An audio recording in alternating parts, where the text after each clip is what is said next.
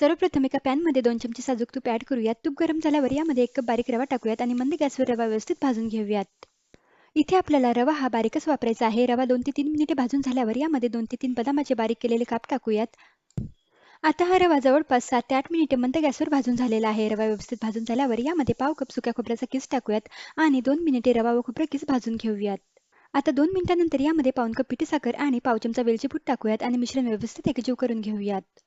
आता 3 ते 4 मिनिटे मंद गॅसवर मिश्रण व्यवस्थित परतवून झालेलं आहे. यामध्ये आता अर्धा कप गरम केलेलं दूध टाकूयात व मिश्रण व्यवस्थित एकजीव करून घेऊयात. मिश्रण व्यवस्थित एकजीव करून झालेलं आहे. आता गॅस बंद करूयात व हे मिश्रण एका ताटात काढून हाताला सुचवेल इतकंच थंड करून घेऊयात. आता मिश्रण थोडं थंड झाल्यावर या मिश्रणातील लिंबा एवढा गोळा घेऊन किंवा आवडीच्या आकारामध्ये छान लाडू वळून घेऊयात. लाडू वळून झाल्यावर यावर सजावटीसाठी मी वरून चारोळी लावत आहे. लाडू वळल्यावर हा लाडू सुक्या खोबऱ्या किसमध्ये टाकून यावर खोबऱ्या किसाचा कोट करून घेऊयात. मस्त रवा नारळ लाडू बनवून तयार आहेत.